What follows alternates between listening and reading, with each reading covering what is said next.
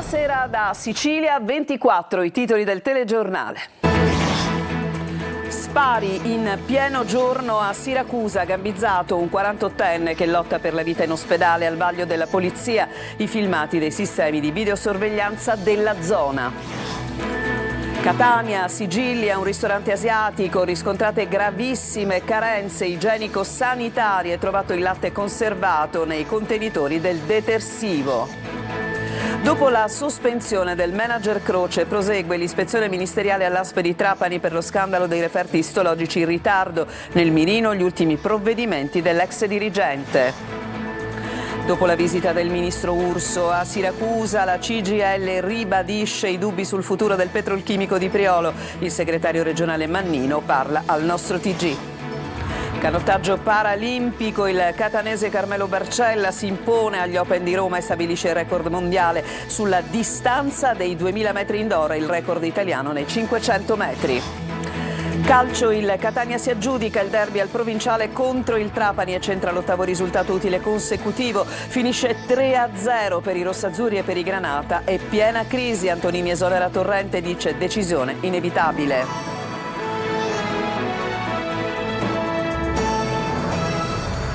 Bentrovati, è stato un mezzogiorno di fuoco oggi a Siracusa, gambizzato un 48enne, l'uomo è ricoverato in gravissime condizioni. Sentiamo Francesco Aloi. Un uomo di 48 anni è qui, all'Umberto I di Siracusa, e lotta tra la vita e la morte. È l'ora di pranzo, quando in via Costanzo viene colpito alle gambe da alcuni proiettili, mentre si trova dentro l'androne, sotto casa. Qualcuno si avvicina, pistola alla mano, quasi certamente per un'intimidazione. Poi l'uomo rimane a terra, mentre il sicario fugge via, facendo perdere le proprie tracce. Sono diversi i colpi d'arma da fuoco esplosi, botti che non sono passati inosservati e che hanno rotto il silenzio nella difficile zona popolare. La polizia sta seguendo ogni pista, anche se la più probabile sembra quella legata allo spaccio.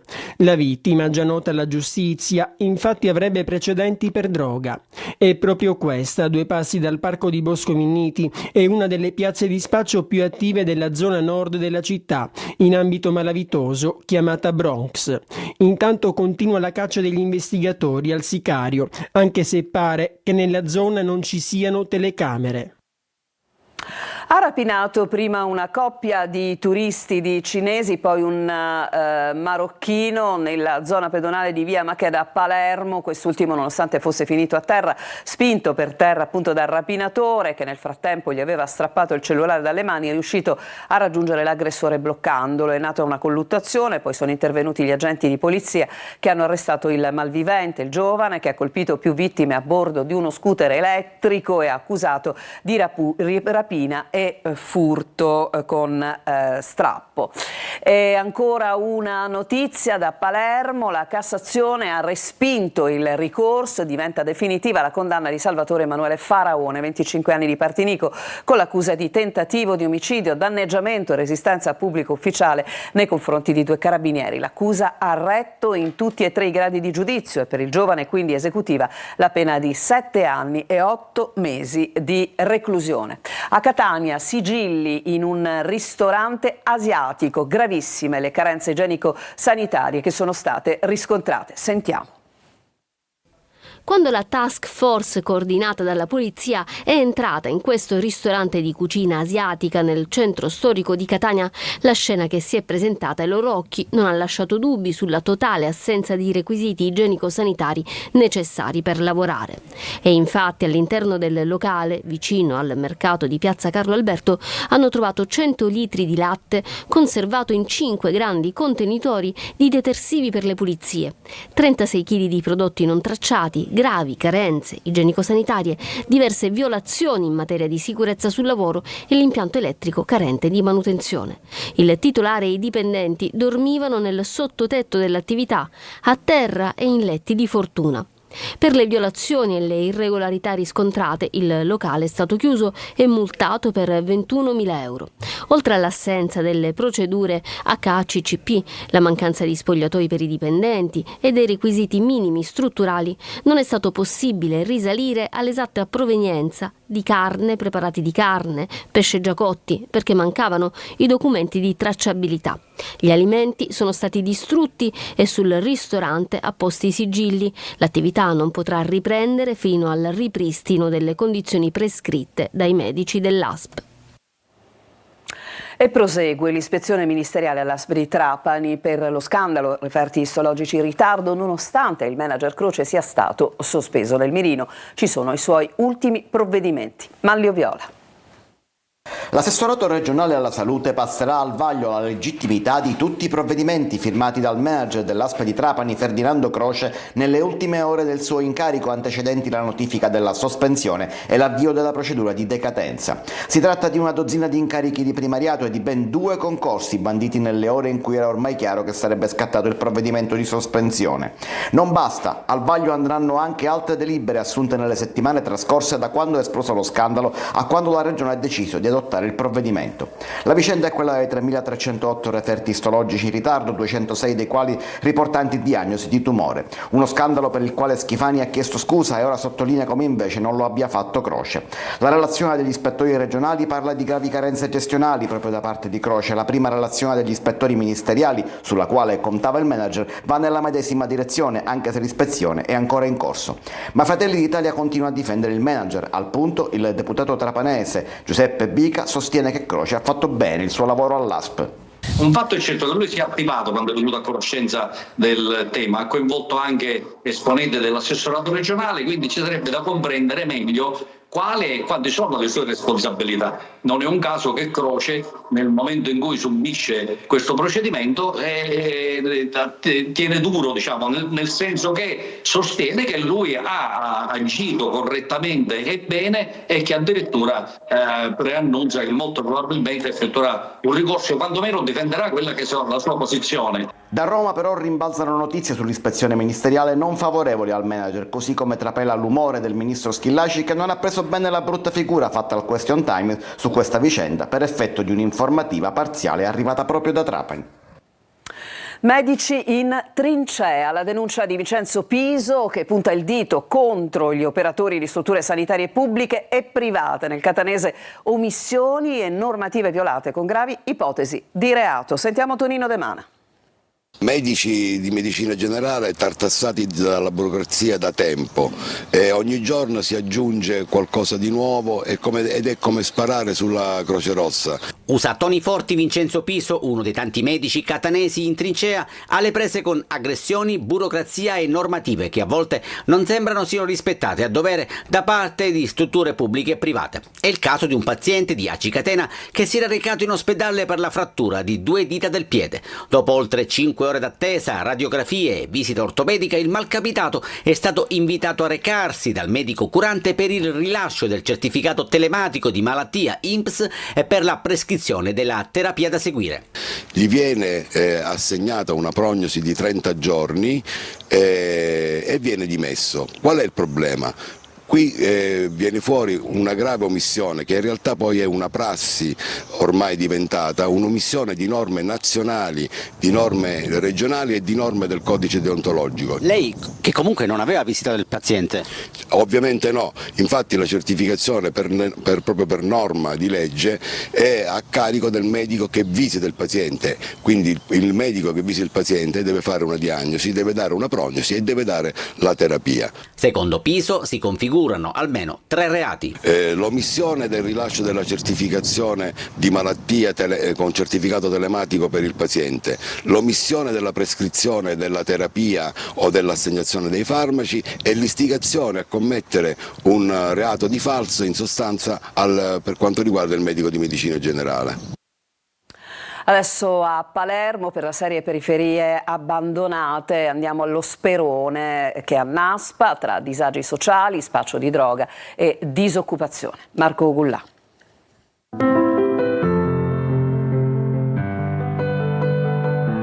Periferie abbandonate come il titolo di una serie TV, anche se qui è tutto reale. Sperone di Palermo, nonostante lo sforzo di cittadine e istituzioni locali, il quartiere continua ad annaspare tra disagi, povertà, spaccio di droga e mancanza di servizi fondamentali, come un asilo pubblico. Non ci sono cittadini né di serie A né di serie B, siamo tutti uguali, quindi non è giusto abbandonare un quartiere come questo. Se mio figlio vuole uscire e fare una passeggiata qui, non ha uno spazio verde per giocare, comunque dobbiamo allontanarci con la macchina. Qui non abbiamo neanche un parco giochi, una cosa dove i ragazzi si possono riunire a giocare.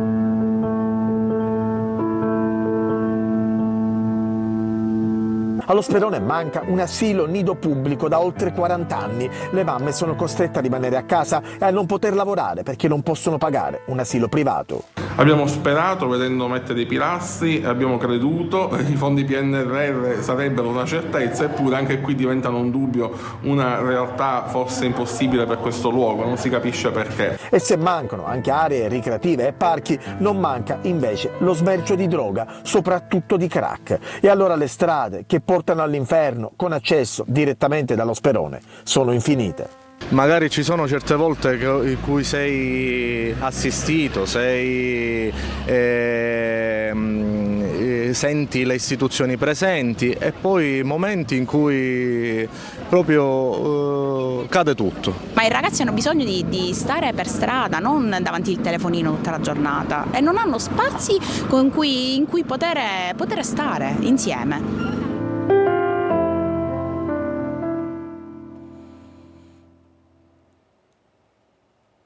All'indomani della visita del ministro Urso a Siracusa, la CGIL, l'unico sindacato a non avere firmato il protocollo con il Ministero, ribadisce i dubbi sul futuro del petrolchimico di Priolo. Sentiamo il servizio.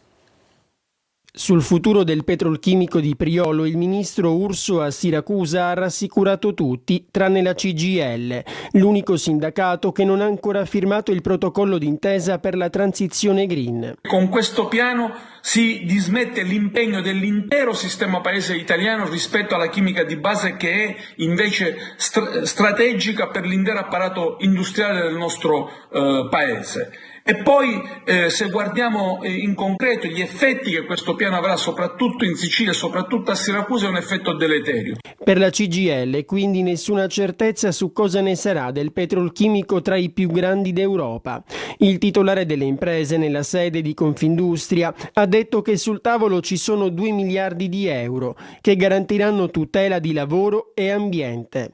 È vero che c'è un investimento di 2 miliardi di euro, ma rispetto a tutto il perimetro Eni del nostro paese, in Sicilia vengono investiti poco più di 800 milioni di euro che non vengono territorializzati, e quindi noi non sappiamo quando verrà investito a Siracusa e quando verrà investito a Ragusa. E se Urso ha garantito la massima attenzione anche sull'indotto? Ma già oggi le associazioni datoriali ci dicono che hanno dovuto ridurre, che stanno riducendo la forza lavoro nell'indotto, pensiamo a partire dal settore dei trasporti. La CISL di Catania ha confermato il segretario generale Maurizio Attanasio, focus del sindacato sulla sicurezza sul lavoro. Giusy Lazzara. Una riconferma per Maurizio Attanasio alla guida della CISL di Catania. Il congresso territoriale segna un momento di confronto sui progetti già avviati e su quelli da mettere in cantiere per i prossimi 4 anni. Una linea che ha una chiara visione di quello che è la nostra provincia, lo sviluppo, la coesione, i diritti delle persone, i diritti dei disabili, i diritti delle persone anziane, il tema della salute, il tema delle infrastrutture, dei trasporti, il tema del lavoro, dello sfruttamento. Al centro di tutto il lavoro, quello sicuro, quello da opportunità, con le nuove tecnologie ed è inclusivo anche per chi ha una disabilità. Riconfermata anche la segreteria. A Catania sono oltre 65.000 gli iscritti alla CISL, un impegno per il sindacato che si batte anche per un aumento dei salari che vede l'Italia il paese europeo con minori incrementi. E non sono mancati distinguo dagli altri sindacati sulle politiche del lavoro che non si affrontano, dice la CISL, con il referendum. Adesso ci fermiamo, c'è una pausa, torniamo tra poco per parlarvi di un'iniziativa a Messina, si tratta del portale sul verde a rischio. A tra poco.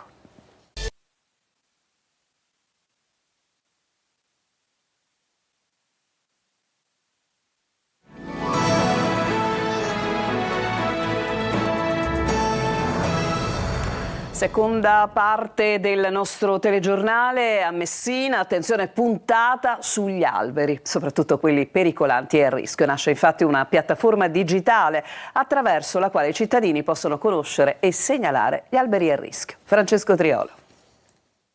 A Messina nasce una piattaforma digitale per scoprire quanti alberi ci sono in una piazza o in una via, di che tipo sono, con quale età e qual è il loro stato di salute. Un gestionale che attualmente utilizza la Messina Servizi, titolare della manutenzione del verde pubblico, ma che da aprile verrà messa a disposizione dei cittadini, che così potranno segnalare anche, ad esempio, la pericolosità di un albero danneggiato dal maltempo piuttosto che da un'altra causa. Una piattaforma accessibile a tutti i cittadini, all'interno della quale è stato riportato il censimento delle alberature che Messina Servizi ha effettuato.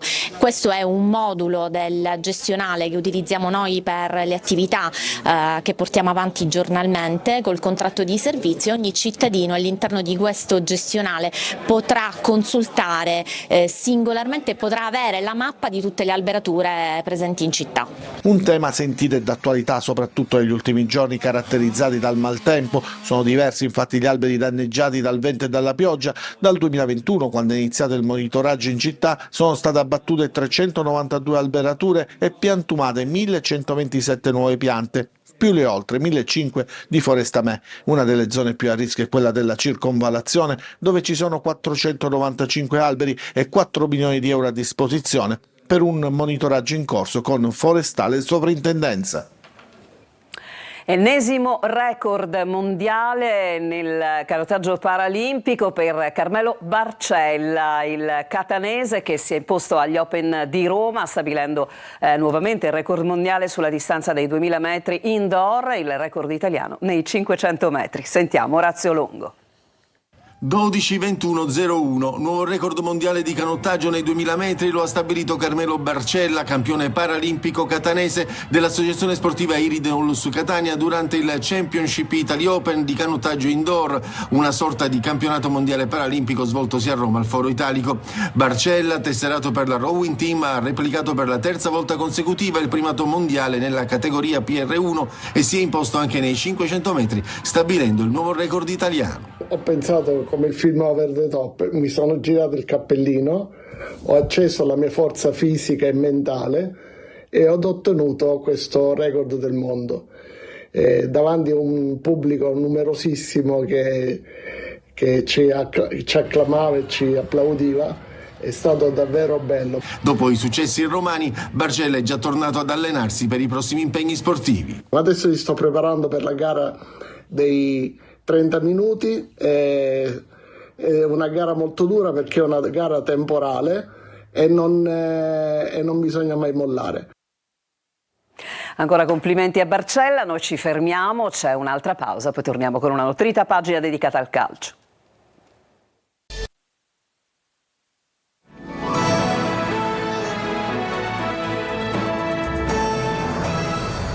E siamo al calcio in Serie B, il Palermo vince 2-1 in casa della Salernitana grazie alle reti di Brunori e poi Ampalo. I rosa dominano l'intera partita, subiscono il gol dei campani nel recupero del secondo tempo, in rete va Amatucci, anche in questa occasione dopo la sosta il Palermo è riuscito a fare risultato. Veniamo alla Serie C, al Catania che passa al Provinciale con un netto 3-0 centrando un'altra vittoria esterna che consente ai rossazzurri di allungare la serie positiva che sale a 8 risultati utili consecutivi, migliorando la posizione nella griglia playoff.